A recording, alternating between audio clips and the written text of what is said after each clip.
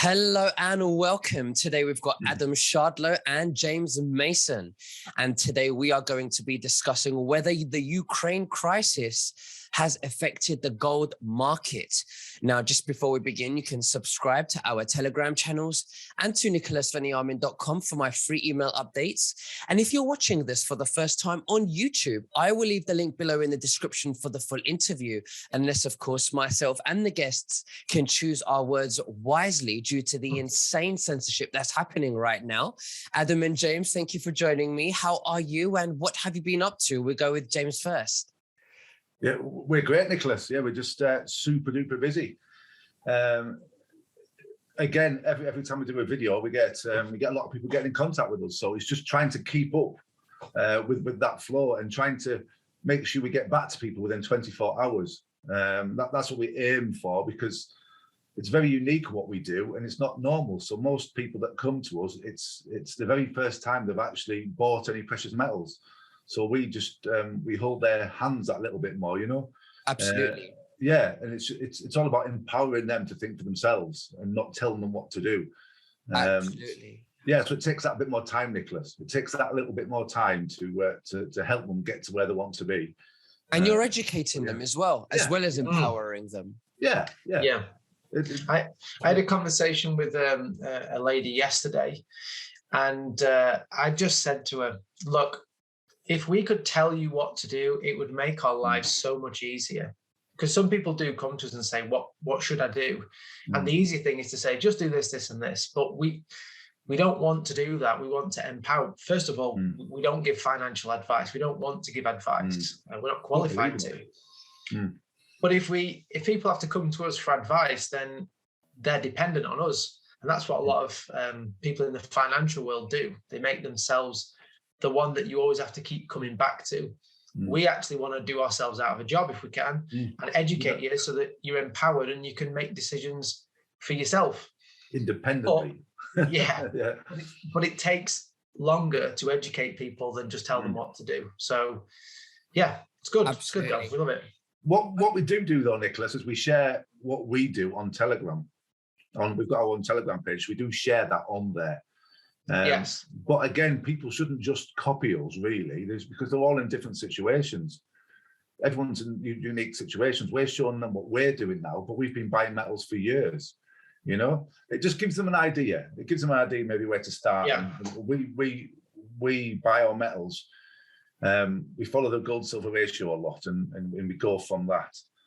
But people are always asking us what to start off with, what to buy, gold or silver. And a lot of the time our answer is, well, why not do both? You know, or if you're just starting out, maybe just do 50-50.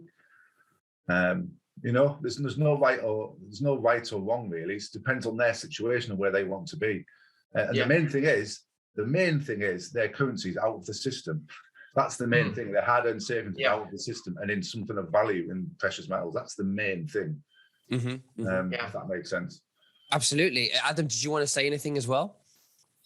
Yeah, I just think it's just to clarify what James was saying about our Telegram channel. We tell you what we're buying and why we're buying it. So we buy every 2 weeks, and we tell you, hey, we're currently buying 100% silver because the gold-silver ratio is this. So it's just a bit of feedback, because I think when you give people education, that's great, and it's great to kind of learn about stuff and read and the kind of theory of it, but you need some real life examples to test your theory against.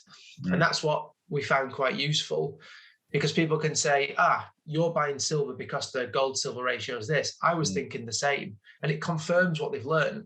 Or if they thought, well, you're buying silver because that's the gold silver ratio. I was thinking to buy gold. Let me revisit this and make sure I've got it the right way round. So it's just some live feedback that really helps. We've gone off a little bit, but it's useful. Sometimes people get a little confused though, Nicholas. Yeah, sometimes people get a little confused because, like today, we're talking about gold, but they might look at our Telegram channel and think, we're talking about gold, but they're buying silver. So people might get a little bit confused initially. This is why we're going, we explain that gold and silver are so intrinsically linked, if that's the right word, like brother and sister. They're so closely, the work's so close together. What one does, the other does. And you can look back at the charts, go back as far as you want, and look back at the charts and look at this yourselves. And we always encourage people to look at this themselves. So when we're talking about gold, we're not forgetting about silver. Like I said, that they both work together. Is there anything else to add to that, Adam? Just so people understand, we're not forgetting. No, we're not saying one thing and doing another. We're saying the same thing, gold or silver. Yeah. Well, they're both precious metals. That's the thing, and the thing to remember when it comes to precious metals, and I'm saying for the viewers as well, is that it's God's money. It's real, tangible money because it's not backed by anything. It's the source, Exactly. Whereas this fiat currency that we have, where we go to the bank, they own our accounts. We can't draw out what we want to draw out because we need to show them evidence of we're not money laundering and against all these regulations, and we're in virtual chains. We're slaves today, and we don't see them. The digital chains, and that's what I call them. So, this is about taking power away from the Federal Reserve and really educating ourselves, which is what you guys do 100% with silver and gold. So why don't you show us today what you think the Ukraine crisis, and share your screen. I know you have a presentation that you want to do, and you can go into it. We get the overhead projector out. So I think just worth saying for anyone, it's good that you brought up that point, Nicholas, for anyone that's not looked at this topic before. We like to put our funds into precious metals, gold and silver. And there's two main reasons why, and they're probably the opposite way around to what you think initially. The first one is control. Just as you said about paper money in a bank, you don't own it, you don't control it. Please do your own research on that. I'm sure you'll see the same. Whereas precious metals, we own them, we control them. They're ours, they're not lent out, they're not leveraged. They just sit in a cold, dark room and do nothing really, but we control them. So control's the first one. And the second is the performance. Paper money is designed to lose value. It always has, always will. There's been many paper currencies, I think around 750 over time, that have disappeared or gone to zero. Metals over time go up in value generally against paper money. So there's the control aspect and the performance. What we're going to look at today is something that's happening right now, and that is the Ukraine crisis. And we're just looking at the impact that has it's had and is having on gold. And we're looking at gold in particular because gold, as James said, gold and silver work well together, but gold tends to be the thing that people turn to first. It tends to be a safe haven, people call it. So in uncertain times, people turn to gold. A bit of a trip down memory lane. This was the 2008 financial crash. And what we're showing you here is a chart of just the price. Each one of these bars is just a snapshot of time. So a green bar means that it opened here and closed here. Let's say it was a day. Opened the day here and closed the day here. So it's finished at the end of the day higher than it started. A red bar means that it started here, closed here. So it's gone down during that day. These bars actually represent months, I think months or weeks. It doesn't matter too much. Yeah, so within the month, it's either gone up or it's gone down within that month. And you can see here in 2008, the price of gold took a dip, initial shock, and then continued to climb till around 2011, something like that. Several years, wasn't it? Yeah, for several years, people saw what was happening, saw that the government were intervening and printing a lot of money. This is why paper money doesn't hold its value, because every pound, dollar, euro, yen that comes out the printing press that is created is worth less than the last one. And if you do that, what you're holding in paper money is just losing value right in front of your faces. So people turn to metals as a way of protecting, securing what they've got and controlling. And James can probably enlighten you a little bit more about 2008 because he was in the thick of in the thick of property at that time, and it was quite an interesting time to live through, right? Yeah, because people just thought if they bought a house, because, well, I can see why they thought that. It's all the excitement, wasn't it? Buy a house and be a millionaire next week. And there's a lot of greed. There's a lot. I just sensed there's a lot of greed, and I fell foul for it. I didn't know any better back then. So yeah, because I've lived through it. I obviously lived through that stage because I'm an old boy now, aren't I, Adam? So, yeah. And I just saw the way people were in general, you know. And then what happened when it all crashed, and how people were then, and then it's people just in uncertain times. All people want is safety and security, and they want some certainty, and that's what we help people to do, isn't it, Adam? Is gain that certainty. It takes a little bit of time because, as we said earlier, we're educating them. We're not just telling them what to do, but we hold people's hands as much or as little as what's needed. But most people say, "Look, I've got no idea. Can you help us?" And they're looking for someone to trust, aren't they? Who they can trust to help them get to where they want to be. So that's what we hopefully do. I think what you said there is key, and that's when there's uncertainty. People want certainty. It's not rocket science, is it? You know, when you're tired, sleep. When you're hungry, eat. When you've got uncertainty, you want certainty. Yeah. And that's why people turn to precious metals, turn to gold and silver. Well, that's why. Just Adam, just one quick one on that, Adam. Just on the. Just I don't know if this. Yeah, it might help. It's just basically there's a lot of property investors, the ones that were a little bit wiser at that time, waiting for the market to crash, to jump in there. Because they knew the market was going to crash from what was happening. So they were going to be buying property cheap. So again, if you understand the market, because they were buying, because they knew that people would be having issues and paying for their mortgages. They'd be having financial problems. So they can jump in and buy properties below market value. You know, so it's if you understand just a little bit about the market and how things work, you can put yourself, what I'm trying to get at, you can put yourself ahead of the game and prepare for what's coming. Does that make sense? Yeah. Hopefully that does. Yeah, 100%. Yeah. So that was 2008. The next one, this was COVID, the first lockdown. So again, an initial shock. Everything kind of went down initially. No one really knew what was happening. It was, I remember back then even just watching the daily news briefings just to find out what the world was going to look like, whether schools were going to be open, whether you could go out, whether you had to wear 1 mask, 2 masks, 3 masks, no masks. No one really knew what was going to happen. But in COVID here, there was an initial dip. And then people saw that governments were printing money. They had to prop the system up. And then look what happened again. Gold went up because people said, this paper money is not worth anything. Let's put our funds into metals to protect them. Now we bring it up to what's currently happening, and this is the Russia-Ukraine when the tension started. Again, initial dip, and then starting to go up. And this is days, so this is a little bit more zoomed in because we've not had as long, say 2008, 2011. You can really zoom out and see that, but we're more zoomed in now, and I think the price has even shot up since then. It's gone up again, hasn't it, since then, since we've showed this last, Yeah.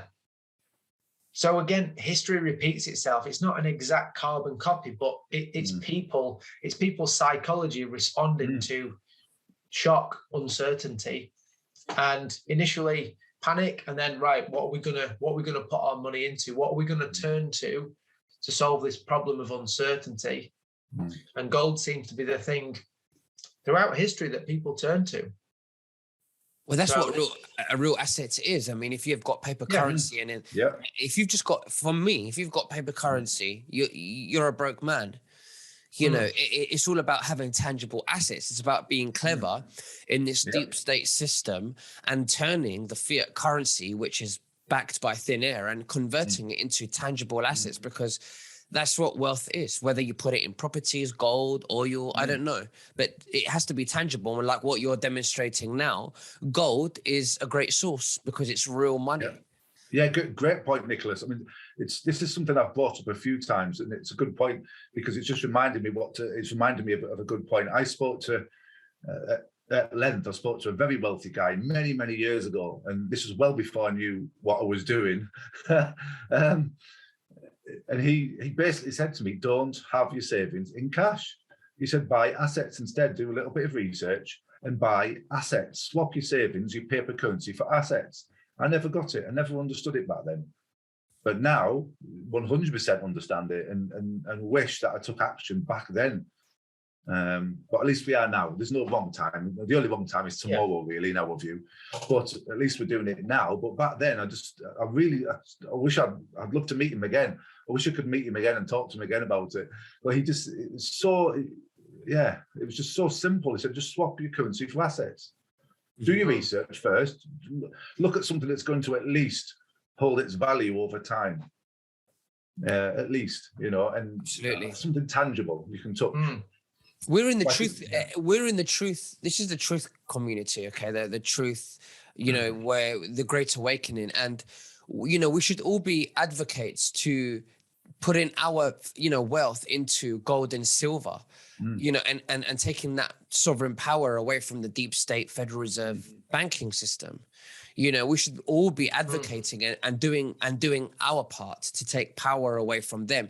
Because it puts power into our hands, but at the same time, it takes power away from their hands. It doesn't just benefit us; it benefits everyone as a conscious. Yeah, brilliant. Yeah. We're doing our bit. I think. This is what people can do about it, and I think from what you just said, Nicholas, we should add another thing in there, which should go before all of this stuff. So we think, look, what should you do about it? What can you do about it? Be aware and get prepared. I think before that, from what you just said, the first step is take personal responsibility for yourself and your family. I think you've got to do that before you even venture on this journey and looking into things. You've got to take back responsibility and say, I'm going to do this for myself. I'm not going to rely on anyone else. The next step after that would be aware and get prepared. So first of all, understand how gold responds to uncertainty. Look back through the charts. You don't have to trawl through graphs and for hours and hours on end, but just have a quick eyeball and see. You'll see certain periods of time when there's been uncertainty that people turn to metals. So be aware of the characteristics of metals. The second thing, and I feel like we could do we're not going to, but a 3-hour video on this, is observe the masses and do the opposite. The masses, and by the masses, when we go back to 2008, the masses were buying property at massively inflated prices, and just observing what everyone else is doing and doing the opposite usually sets you up fairly well. If everyone is saying property, you can be a millionaire by next week, you can get 110% mortgage, it's probably not the time to be doing that. People get greedy and they let emotions control them rather than take a step back and be a little bit more logical about it. Because I lived through it, as I said earlier. I got all excited and thought, I'm going to be a millionaire next week. I'll be able to lead the army from what I'm doing here. And then it all just crashed. And I got kicked in the backside. And I learned the hard way. So, yeah. It's tough because if you think about it, the opposite of following the masses is doing things that isn't so glamorous. Because when it's glamorous, it's probably not the right time. But when it's at a point where no one's really talking about it, or it's not actually started to make any moves. We saw on those graphs, there's the big moves. Yeah. Well, if you see it in the newspaper and they say, property's doing this and so many people have done this, then it's probably already happened. But when no one's really talking about it, that's really the time you want to do it. That's when you want to be looking at it. And it's very telling, isn't it? That tells you a lot, just seeing that in itself. And we have a lot of conversations with people that say, well, yeah, I bought some gold, but it's not doing anything. Great. Perfect timing. If it had already shot up and you say, I'm going to get in because it shot up. Well, is that the right way to think about it? We're not saying people are too late, by the way. Just be aware of the characteristics and be aware of what everyone's doing. The last thing on here is have a plan. Have a plan of what you're going to do. Some people buy on a regular basis, every month, every 2 weeks, and have like a gold or silver savings plan. Works really well. If that fits your budget and the way that you run things, great. Other people, they just buy in lump sums. Maybe they just buy twice a year or just a one-off. We actually do both. So we buy every 2 weeks, and that enables us to take advantage of the cost averaging effect. That simply means that when you buy on a regular basis, it smooths out the price fluctuations. So you tend to get a better rate overall. So that's one strategy. And then the other thing that we do is when the price dips at certain levels, and we've got spare money, then we buy a bit more. So we make like a bit of a bigger purchase at those points. It's not one is right, one is wrong.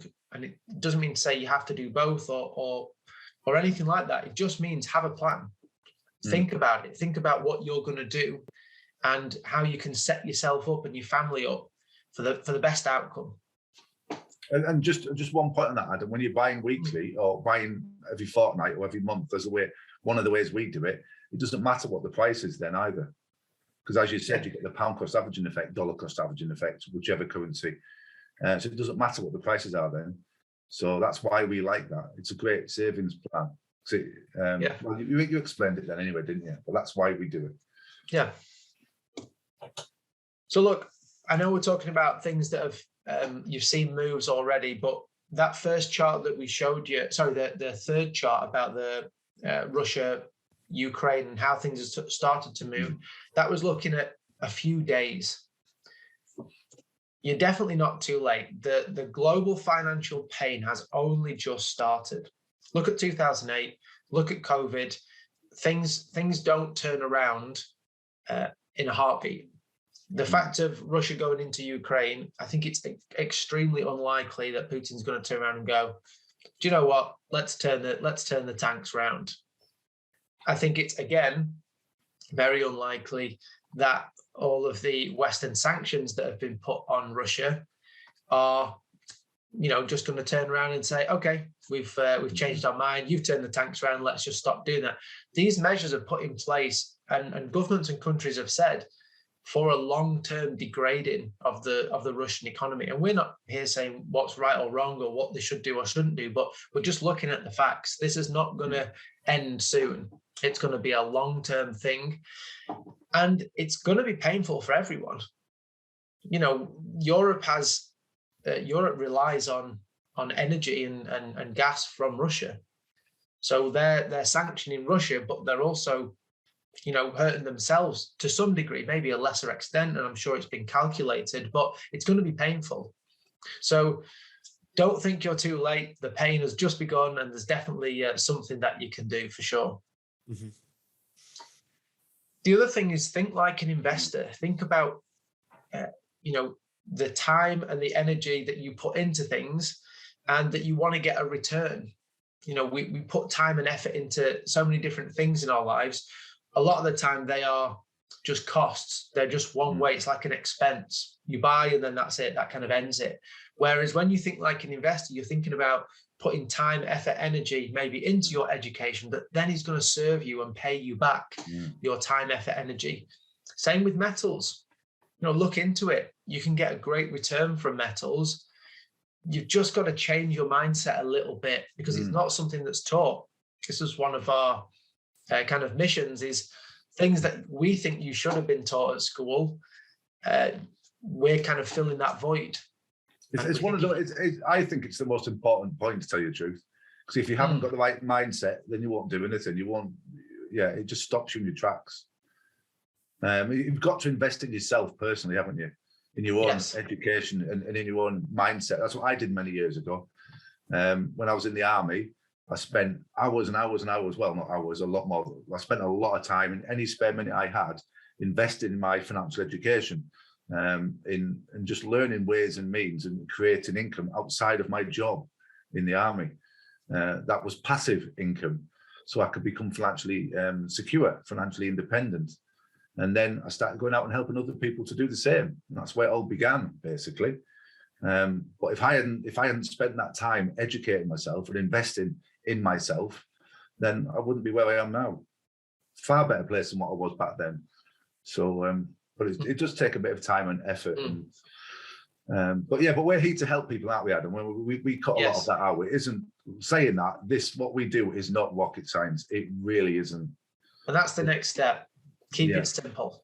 Yeah. I know we've talked about some things in maybe more detail than people are used to, but keep it really simple. If you can tick these boxes in your head, then you can see the big picture, and zooming out to the big picture always makes a lot more sense to me. That's how I justify things in my mind. So look, we just think, will gold run out one day? Yeah. You can't print gold. You can't create any more. Is it getting more expensive to mine? Absolutely. When energy goes up, when fuel goes up, that's a direct cost to mining companies. They then have to, they can only absorb costs so much. So they're not going to mine gold for $2,000 an ounce and sell it for $1,500 an ounce. They want to make a profit. That's what they're in it for. So all of these costs, as inflation's going up, is a direct cost to that company. They're going to want the price to go up for sure. Gold gets used up. So not only is it a limited supply, but there's also a demand that does get used up. Not as much as silver. Silver is an industrial metal that gets used in a heck of a lot of things, but gold gets used up as well. People globally, as we've seen, turn to gold in uncertain times. That's what people do to get some certainty.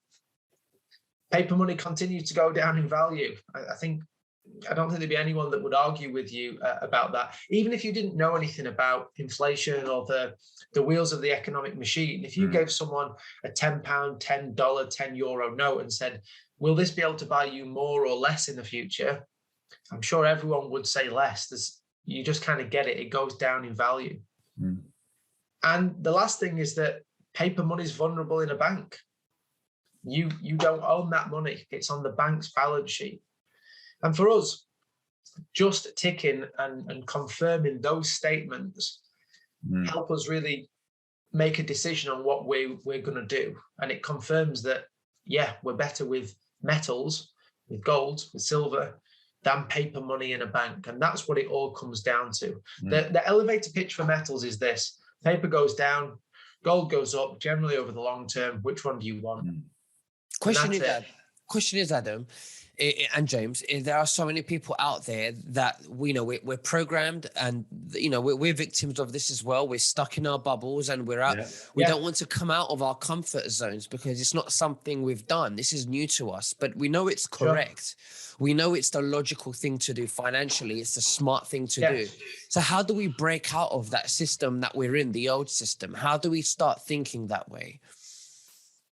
I think it's just, you just got to, I know it sounds oversimplistic, but you've just got to start on the journey. I mean, people can feel free to get in contact with us, and we'll give you some information. And you just got to keep going and just keep asking questions. And you've got to go against the grain, and that means it's going to be difficult. But I think when governments make things easy, that's why they want you to do certain things. They want you to go that way. Doesn't mean easy, doesn't mean best.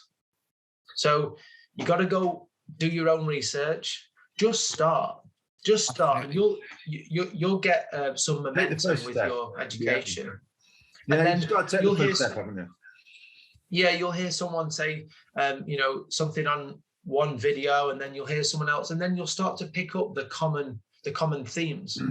And that's all we did. We just started. Blimey, we made loads of mistakes at the beginning because we didn't know what we were doing, but we kept going, and we picked up things like, okay, we know not to do it like that. We know this is a better option. And you just pick it up. But we're happy to help people, start them on that journey.